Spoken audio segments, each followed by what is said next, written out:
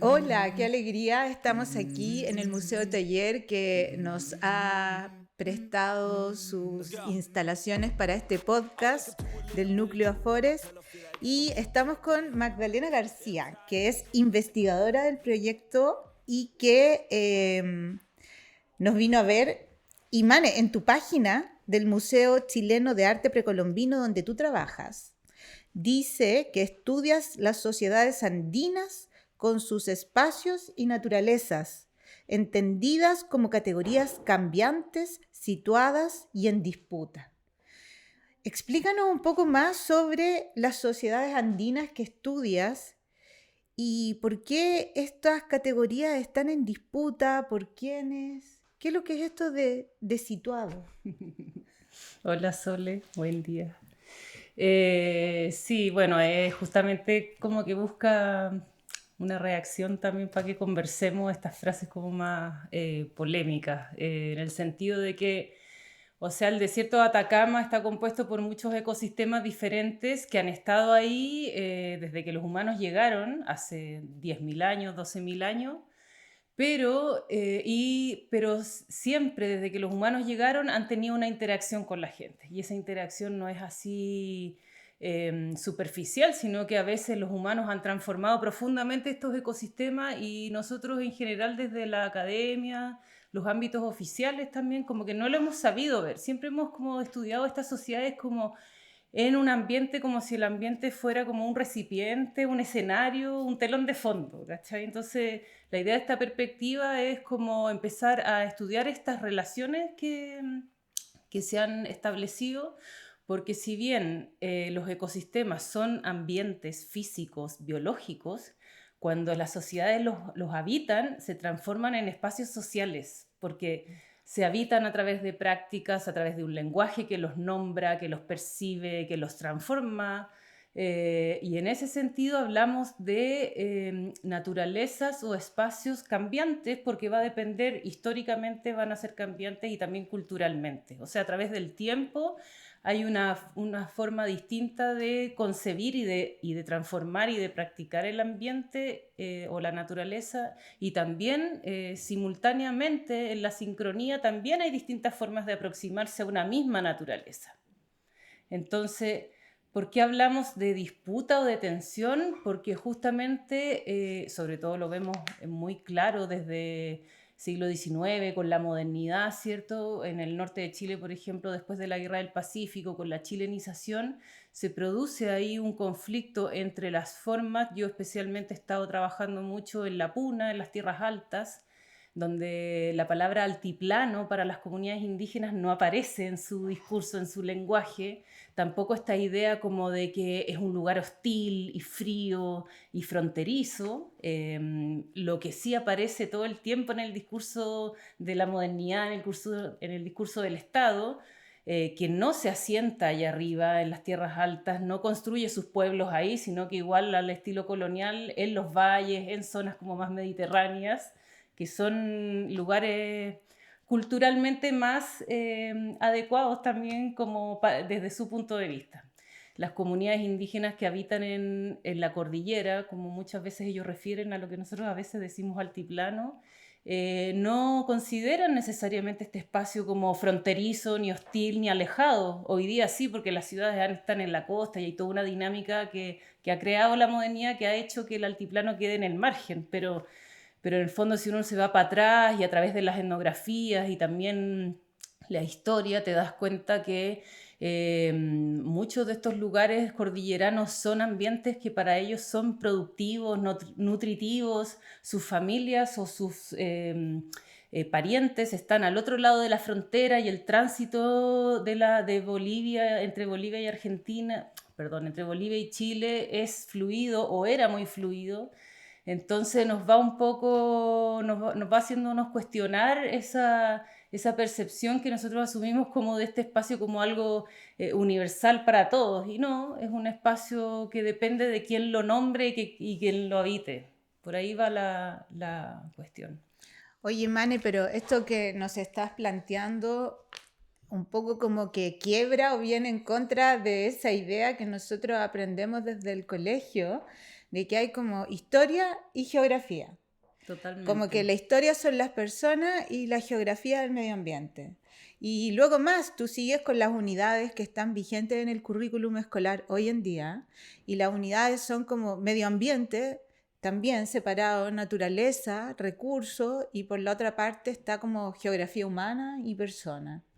Entonces, claro, es súper distinto, es una mirada más integral, pero que a lo mejor a nosotros que vivimos acá en la ciudad y que vamos al colegio acá y estudiamos con esos textos nos parece distante. Eh, ¿Cuál es tu predicción? ¿En algún minuto este paradigma eh, se va a imponer? ¿Vamos a lograr tener una mirada más integral? ¿Cómo interactúa? ¿Es difícil convencer a las personas o tal vez hacerle como dar a conocer esta imagen que tú estás hablando? Porque para mí, claro, el paisaje, ¿no? El telón de fondo, el paisaje donde transcurren estas cosas, en el altiplano, donde hay guanacos. Sí, o sea, por ejemplo, acá en Santiago, nosotros estamos aquí en Santiago, tenemos como hitos geográficos en Santiago muy relevantes, que en otra época se vivieron de otra manera y se practicaron y se percibieron de otra manera. O sea, para mí el Cerro del Plomo es lo más potente, ¿no? Tenemos Claro. una montaña, un glaciar, ¿cierto? Que lo vemos desde todo Santiago, donde nace el río Mapocho. Bueno, y nosotros ni siquiera, muchos de nosotros ni siquiera sabe cómo se llama, pasa por Plaza Italia y está ahí, pero nadie lo mira, nadie lo ve, no existe, básicamente. Entonces, sabemos que en el pasado esto no fue así, de hecho, tanto es así que hay una capacocha que se encontró en el Cerro del Plomo, que es una práctica incaica, ¿cierto?, de sacrificio de un niño que se entierra ahí a modo de ofrenda a este cerro Apu o Malcu que provee las riquezas de este territorio. Un poco esa es la relación. Entonces, yo creo que en esas, como en otras sociedades, no la nuestra tan mercantil y tan disociada de los espacios donde vivimos, nos da herramientas y nos enseña un montón de cuestiones, de formas de pensar y de prácticas restaurativas también, que yo creo que nos proveen de información y todo para superar o para poder empezar a pensar o revertir como la situación de crisis hídrica, por ejemplo, crisis ecológica que tenemos actual. No hay que inventar la rueda, como que siento que tenemos muchas herramientas que no usamos y este como cambio de paradigma es una manera como de empezar a pensarnos en relación con estos espacios. Perfecto. Oye, Mane, ¿y tú eres arqueóloga? Sí. ¿Cómo llegaste de la arqueología a los árboles, a la naturaleza, a esta interacción, a entender a las sociedades en interacción con el medio ambiente? Porque la arqueología es como una formación más de oficio, más de... ¿Cómo fue este giro hacia la naturaleza, hacia los árboles? Bueno, yo creo que estuvo presente siempre. Cuando yo terminé mi carrera de arqueología, me titulé con una tesis de arqueobotánica. Perfecto. Entonces, al final son las plantas las que me llevaron como a conocer esta interrelación, porque ese es la parte medular de la arqueobotánica, entender la relación de los humanos con las plantas. Y te vas dando cuenta que hay una relación súper estrecha en montones de ámbitos, en la alimentación, en la construcción, los forrajes de los animales, en el combustible que usas para cocinar. No sé, las plantas están metidas en demasiadas dimensiones que te van enseñando de las poblaciones humanas del pasado, pero también de pronto también para mí me hace mucho sentido y comprendí que los usos tradicionales de las plantas, la etnobotánica, que tiene que ver como con el uso por parte de comunidades vivas, comunidades indígenas vivas, todo ese saber, ese conocimiento sirve mucho para entender y interpretar los restos vegetales en los registros arqueológicos. Entonces ahí trabajé mucho con comunidades vivas y bueno, ahí es como que fui encaminando que no solo son las plantas, sino que también es el todo donde están las plantas y los seres humanos, ¿no? ¿Y en tu carrera cómo llegaste a la arqueobotánica? Llegué a la arqueobotánica porque en realidad Bueno, las plantas siempre me han gustado así genuinamente, digamos. Siento como mucho interés por las plantas medicinales desde hace mucho tiempo, pero igual nunca tuve una formación muy científica, biologicista de laboratorio, entonces igual no es algo que había pensado y fue un desafío enorme porque implicó como empezar a aprender a usar instrumental de laboratorio, cosas que yo no tenía ninguna. Yo siempre fui muy humanista y del área como histórica también. Pero justamente como que las plantas vivas y sobre todo, bueno, mi amor por el desierto también fue así una química inmediata la primera vez que fui a trabajar allá cuando era estudiante, y en ese contexto estábamos ahí en la desembocadura de Tiliviche, que es una pequeña quebrada al norte de Pisagua, y empezamos a recolectar plantas de la quebrada para que sirvan como muestras de referencia para la interpretación arqueológica. Así que ahí como que hice mi primer herbario, y además que caché que hay muy poquita gente que hace esta especialidad, entonces hacía mucha falta. Las plantas han sido como muy invisibilizadas, o lo eran, porque hoy día ya igual ha cambiado un montón, pero en ese tiempo, hace 20 años atrás, eran muy pocas. La Virginia era una de ellas, la Ale Vidal era otra, pero no había nadie más que trabajara eso. Y en el norte la preservación de los restos vegetales es impresionante, entonces se conservan todos los rasgos de una rama, de una hoja, de un fruto, y para eso la comparación con especímenes actuales, digamos, es súper interesante. Y bueno, ahí como viéndose vacío, pero también enamorándome de las plantas que crecen en estos oasis y en estos valles en medio del desierto, por ahí surgió el interés. Excelente. ¿Cómo estamos en la producción? Estamos bien. Vamos a pasar a la segunda parte de nuestro podcast. No, falta la pregunta. ¿Cuál es tu mejor amigo en terreno, Mane? Lo primero que echas a la mochila cuando hay que viajar, o lo infaltable. La cámara de foto. La cámara de foto. Obvio. Sí, me encanta la fotografía. Ya. Bien. Bueno, ahora viene otra sección que se llama Yo no dije eso, ¿ya? Y que son frases notables de grandes pensadores o pensadoras. Y son 4. Tú tienes que elegir una, pero no porque necesariamente te haya gustado, sino tal vez puedes elegirla porque no te gustó, porque te hace gracia, porque te quedó dando vueltas. Es como un reflejo, como una cosa automática. Ya, entonces yo te las voy a decir y tú tienes que escoger una. Ya. No hay que llorar, que la vida es un carnaval. El árbol no te deja ver el bosque. Lo que no te mata, te fortalece. Por donde pecas, pagas. El árbol no te deja ver el bosque. ¿Sí? Sí, porque a todos nos ha pasado, y en arqueología nos pasa. Y bueno, por eso quizás yo tomé una perspectiva más antropológica, porque nos quedamos pegados en detalles excesivamente, que nos impide, aparte de ver la realidad en su integralidad, nos impide dialogar a veces con otras, incluso especialistas. Estamos tan centrados en nuestras capas, en nuestras fases, fase 1, fase 2, en las tipologías de materiales. No digo que todos sean así, pero hay una cosa como de un lenguaje tan propio de la arqueología.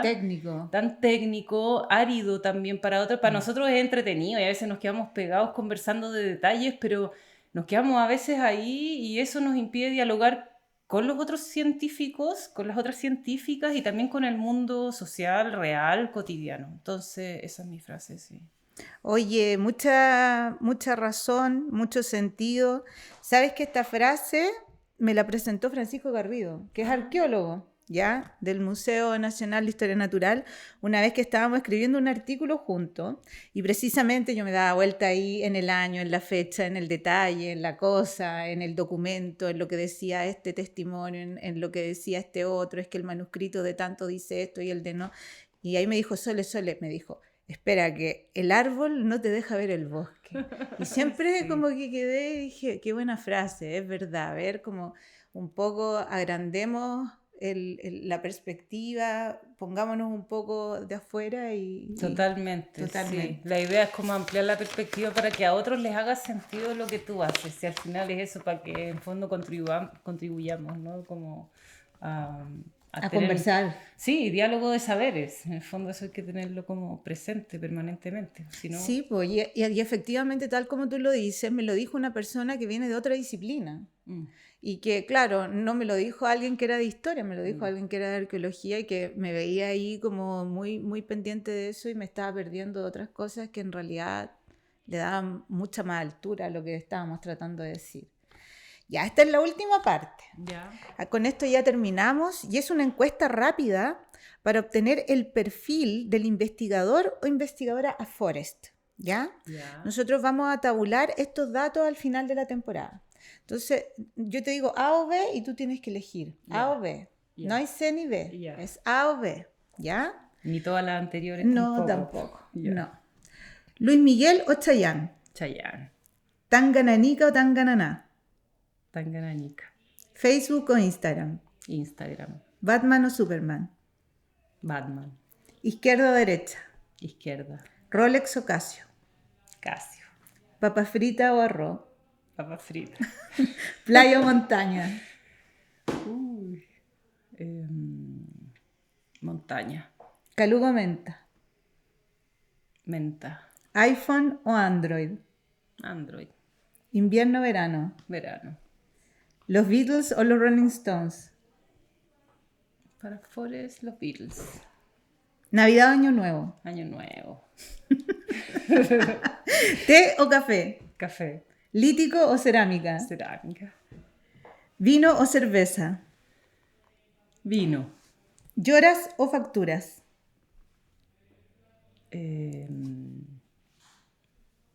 ¿Lloras? ¿Sí o no? Sí. ¿Cocinar o lavar la loza? Cocinar. ¿Blanco o negro? Negro. ¿Extintor o extinguidor? Extintor. ¿Tamarugo o algarrobo? Ay, tamarugo. Ya. Con esto terminamos. Muchas gracias, Mane. Muchas gracias. Gracias, Felipe. Gracias, Felipe. Nos vemos. Chao. Let's go. I wake up to a little bit of drool on my pillow, feel like it's gonna be a bad day. Yeah, I'm tired of shit, and the coffee ain't hit yet.